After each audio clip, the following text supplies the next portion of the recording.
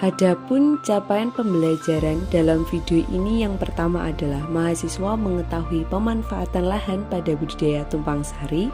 Yang kedua, mahasiswa dapat mengidentifikasi jenis tanaman legum yang tepat pada budidaya tumpang sari. Dan yang ketiga, mahasiswa dapat mempraktikkan kegiatan budidaya tumpang sari untuk meningkatkan produksi tanaman dan lahan. Assalamualaikum warahmatullahi wabarakatuh.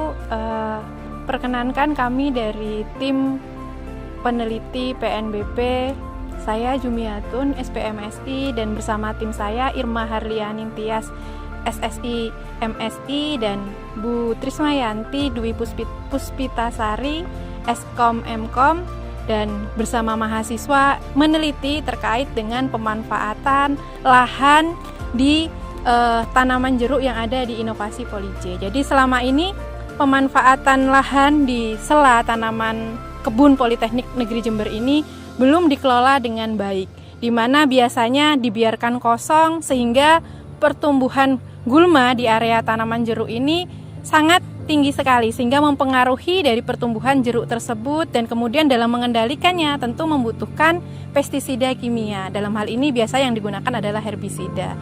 Pengaplikasian herbisida secara terus-menerus akan mencemari lingkungan dan menyebabkan residu sehingga tidak ramah pada lingkungan. Padahal kita bisa memanfaatkan lahan di sekitar area tanaman jeruk, dalam hal ini adalah di lorongnya, itu untuk budidaya tanaman semusim. Nah, untuk contoh di dalam penelitian kami kali ini adalah menggunakan tanaman legum yaitu kacang tanah. Nah, penentuan jenis komoditi ini tentu didasarkan dengan kondisi agroklimat yang terjadi pada saat penanaman.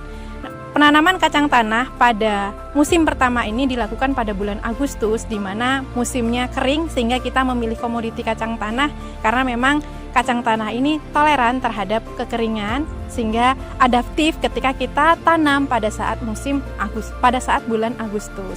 Kemudian pada saat implementasinya nanti, budidaya kacang tanah ini juga tetap mendapatkan sinar matahari yang optimal. Seperti yang terlihat pada area di sini, bahwa ini adalah petakan dengan ukuran 1x2, dan di sini terlihat bahwa si tanaman kacang tanah mendapat sinar matahari yang sangat full kayak gitu, atau sinar mataharinya maksimal. Si tanaman jeruk yang berumur 2 tahun ini croppingnya masih tergolong tidak menaungi si tanaman kacang tanah. Nah, seandainya nanti di musim kedua cropping dari si tanaman jeruk ini sampai menaungi, tanaman legum juga cenderung tanaman yang toleran terhadap naungan, sehingga harapannya ini nanti bisa terus berlanjut untuk mengkondisikan tanaman jeruk ini tidak atau minim dengan pestisida kimia, dalam hari ini adalah herbisida. Selain itu juga dalam budidaya kacang tanah di area tanaman jeruk yang ada di kebun inovasi ini juga memberikan manfaat yang tidak hanya menekan pertumbuhan gulma, tapi juga bagaimana memanfaatkan atau mengoptimalkan pemupukannya, di mana kalau yang bisa kita lihat di area jeruk ini minggu lalu itu diberikan pemupukan untuk tanaman jeruk. Nah, ketika ini kondisinya banyak gulmanya, maka pupuk yang diberikan yang harusnya terkonsentrasi di jeruk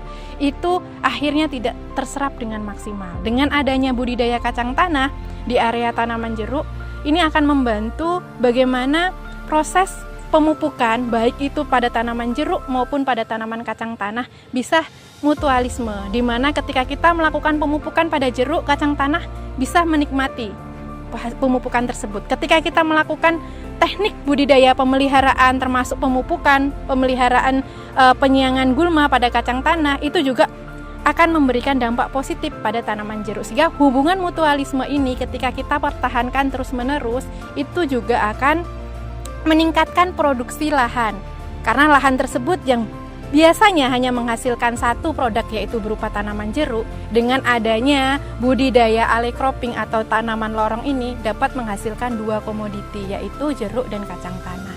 Nah, pada budidaya kacang tanah secara alley cropping atau tumpang sari ini manfaatnya tidak hanya di produktivitas lahan yang meningkat, tapi juga kita bisa meningkatkan produksi persatuan luas area tersebut. Jadi di mana pemanfaatan secara ekstensifikasi di era saat ini sangat sulit karena memang alih fungsi lahan yang di bidang non pertanian itu tinggi, sehingga kita membutuhkan lahan-lahan di bawah naungan ataupun lahan-lahan di lorong tanaman tahunan. Dalam hal ini adalah tanaman jeruk misalnya, ini bisa kita manfaatkan untuk tanaman legum yang nantinya itu kita bisa budidayakan dan kemudian bisa menambah nilai produksi, sehingga harapannya ke depan informasi ini atau video ini dapat menjadi edukasi untuk pemanfaatan lahan di bawah ataupun kondisinya lahan di dalam lorong tanaman jeruk ataupun tanaman-tanaman tahunan lainnya.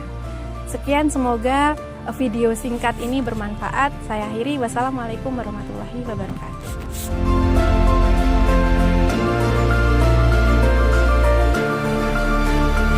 Tahapan budidaya kacang tanah yaitu meliputi yang pertama, persiapan tanam. Persiapan tanam dilakukan dengan menyiapkan benih yang akan digunakan, yaitu benih kacang tanah varietas kancil yang sudah tersertifikasi dan memiliki hasil rata-rata sebesar 1,3 sampai 2,4 ton per hektar. Selanjutnya, melakukan pengolahan lahan dengan cara membersihkan lahan dari gulma. Kemudian, menggemburkan tanah menggunakan cangkul dan membentuk bedengan berukuran 2 meter kali 1 meter. Selanjutnya, mengaplikasikan pupuk kandang pada tiap bedengan sebanyak 4,4 kg atau setara dengan 20 ton per hektar dengan cara disebar di atas bedengan, lalu dicampur sampai merata. Kedua, penanaman. Penanaman dilakukan setelah 7 hari dari pengaplikasian pupuk kandang. Penanaman dilakukan secara tugal dengan kedalaman kurang lebih 3 cm. Dalam satu lubang diisi dengan 3 benih dan sedikit furadan, kemudian ditutup dengan tanah secara tipis serta dilakukan penyiraman. Ketiga, pemeliharaan tanaman. Pemeliharaan tanaman terdiri dari 1. Pengairan. Pengairan dilakukan dengan melihat kondisi pertanaman dan kebutuhan tanaman. Kedua, penyulaman. Penyulaman dilakukan pada saat tanaman maksimal berumur 7 hari setelah tanam yang bertujuan untuk menggantikan benih yang tidak tumbuh atau tidak tumbuh sempurna. Ketiga, penjarangan. Penjarangan dilakukan pada saat tanaman maksimal berumur 10 hari setelah tanam dengan cara memotong satu tanaman dan mempertahankan 2 tanaman yang memiliki pertumbuhan baik. Keempat, penyiangan dan pembumbunan. Penyiangan dan pembumbunan dilakukan secara bersamaan, yaitu pada saat tanaman berumur 14 dan 28 hari setelah tanam. Penyiangan dilakukan dengan mencabut gulma yang tumbuh di sekitar tanaman agar tidak terjadi kompetisi. Sedangkan pembumbunan dilakukan dengan cara mengumpulkan tanah yang berada di sekitar tanaman dan menimbun di pangkal tanaman agar tanah menjadi gembur dan memudahkan akar ginofor untuk menembus tanah dan membentuk polong sehingga pertumbuhan kacang tanah dapat optimal. 5. Pemupukan.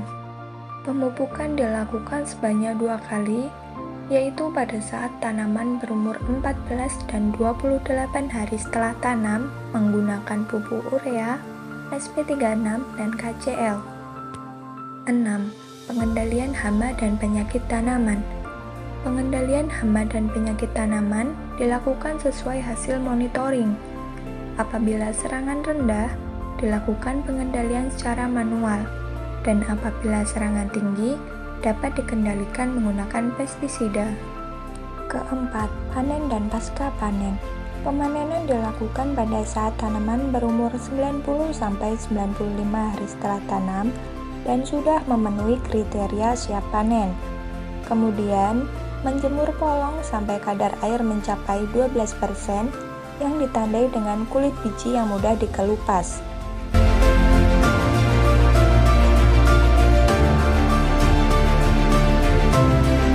Banyak faktor yang mempengaruhi pertumbuhan dan produksi dari tanaman kacang tanah. Faktor tersebut diantaranya hama penyakit tanaman serta curah hujan. Hama dan penyakit yang menyerang diantaranya adalah yuyu sawah, belalang, ulat krayak, sedangkan penyakit diantaranya busuk batang, bercak daun, karat daun, sehingga harus rutin dilakukan monitoring untuk mengetahui kondisi pertanaman dan menentukan langkah pengendalian. Sedangkan curah hujan yang cukup tinggi selama bulan Oktober sampai dengan November seringkali menyebabkan terjadinya genangan yang akan berdampak terhadap pertumbuhan dan produksi tanaman kacang tanah, sehingga perlu dilakukan perbaikan secara berkala pada drainase agar tidak terjadi genangan. Kesimpulan dari kegiatan budidaya tumpang sari atau alley cropping jeruk dan kacang tanah yang telah dilaksanakan yaitu 1. Pemanfaatan lahan lorong untuk budidaya legum mampu meningkatkan produktivitas lahan dan menekan pertumbuhan gulma. 2. Tanaman kacang tanah merupakan tanaman legum yang dapat tumbuh dengan baik pada sistem budidaya alley cropping dengan tanaman jeruk. 3. Budidaya jeruk manis jenis siam dapat meminimalisir penggunaan pupuk dan herbisida, sehingga mendukung konsep pertanian berkelanjutan yang ramah lingkungan.